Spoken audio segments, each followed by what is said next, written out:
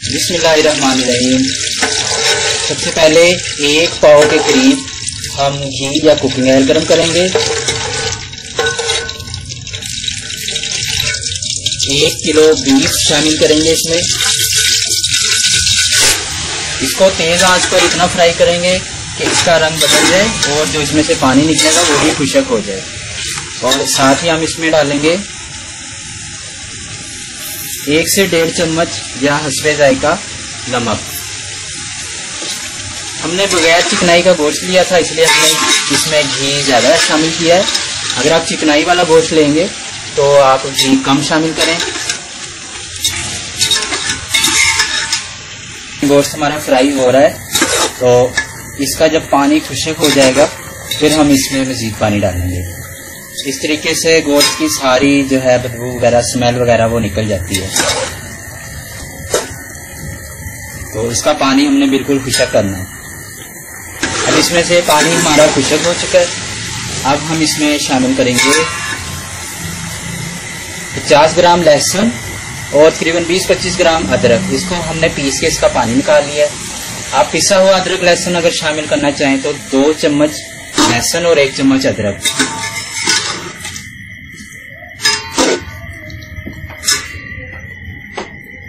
साथ ही इसमें हम पानी शामिल करेंगे तकरीबन 2.5 से 3 लीटर या आपके गोश्त के मुताबिक इतना शामिल करना है कि गोश्त हमारा गल जाए और पानी खुशक हो जाए। हमारा पानी खुशक होने तक गोश्त गल जाए, इतना पानी हमने शामिल करना है। और इसको अब हम ढक के रख देंगे गोश्त गलने तक। 1 घंटा हमें हुआ है और गोश्त हमारा गल चुका है।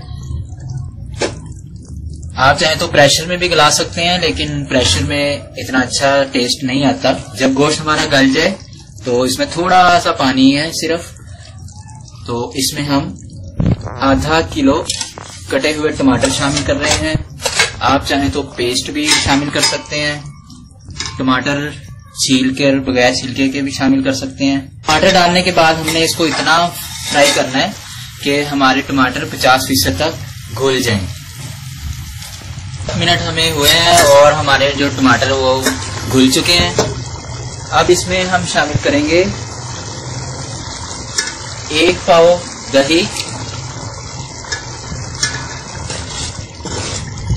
8-10 दरमियाने साइज की सब्ज मिर्चें बारीक कटी हुई,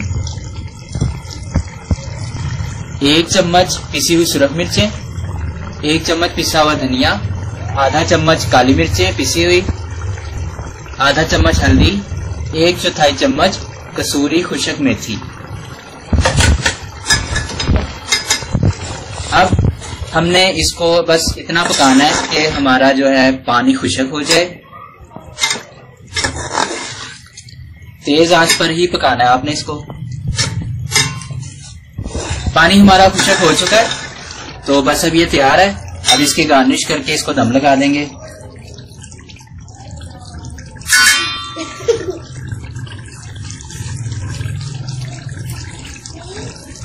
थोड़ी सी कटी हुई सब्ज मिर्चें, थोड़ा सा कटा हुआ अदरक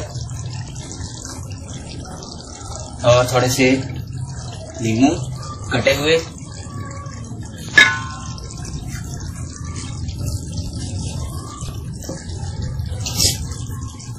और थोड़ा सा कटा हुआ सब्ज धनिया। आप इसे जरूर बनाएं, बहुत मजेदार हमारी ये कढ़ाई तैयार हो रही है। 1/4 चम्मच पिसा हुआ गरम मसाला फैलाकर इस पर हमने छिड़कना है और 5 मिनट के लिए हम इसको ढक के रख देंगे।